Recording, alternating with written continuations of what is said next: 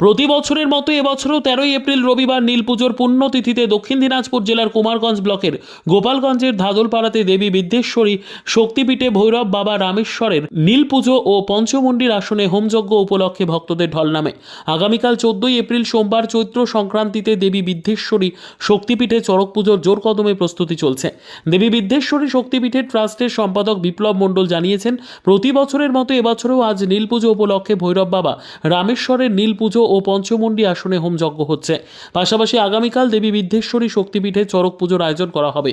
দেবী বিদ্যেশ্বরীর এই পুণ্যভূমি খনন করে কোষ্ঠী পাথরের প্রাচীন অলৌকিক দেবত্ব নিদর্শনের পাশাপাশি মাতা বিদ্যেশ্বরীর ব্রহ্মশিলা ও কয়েকটি প্রাচীন শিবলিঙ্গ পাওয়া গেছে, যা পুনঃপ্রতিষ্ঠিত করে ভক্তি ও নিষ্ঠা সহকারে পুজো করা হচ্ছে। স্থানীয় এলাকার মানুষজনের বিশ্বাস, দেবী বিদ্যেশ্বরীর তার ভক্তদের কৃপা করে এই শক্তিপীঠে আবির্ভূত হয়েছেন।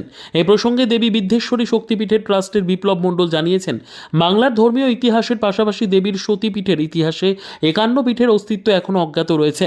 তবে ভক্তদের বিশ্বাস, এই 51 পীঠটি সম্ভবত দক্ষিণ দিনাজপুর জেলার কুমারগঞ্জ ব্লকের আত্রেই নদীর পূর্ব পারে গোপালগঞ্জের ধাদলপাড়াতেই অবস্থিত। কারণ এই আত্রেই নদীর পূর্ব পারের পুণ্যভূমিতে দেবী বিদ্যেশ্বরী শক্তিপীঠে দেবী বিদ্যেশ্বরীর পাশাপাশি ভৈরব বাবা রামেশ্বর বিরাজ করছেন। আজকে আমাদের 30শে চৈত্র, আগামীকালকে চৈত্র সংক্রান্তি, 31শে চৈত্র। আগামীকালকে আমাদের বিদ্যেশ্বরী মায়ের যে মন্দির, সেই বিদ্যেশ্বরী মায়ের পাশেই যে বাবার ভৈরব আছে, সে বাবা রামেশ্বর অমৃতাক্ষ, তার আজকে নীল পূজা এবং পঞ্চমন্ডিতে যজ্ঞ হয়ে বাবার পূজা সম্পন্ন হবে। এবং কালকে যে রামেশ্বরের যে বিরাট মেলা, সেই মেলাও সংগঠিত হবে। এখন আমাদের এখানে বাবার মেলার সব আয়োজন চলছে, চারিদিকে দেখতে পাচ্ছেন।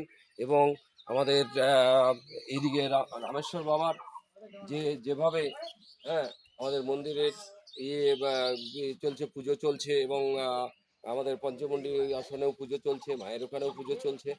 এবং আমাদের চৈত্র সংক্রান্তির যে চড়ক, সেই চড়কের প্রস্তুতি চলছে। আগামীকালকে আমাদের এখানে বিরাট চড়ক মেলা হয়, এবং সেই মেলা দেখার জন্য সকল ভক্তদেরকে আমি আমন্ত্রণ জানাই।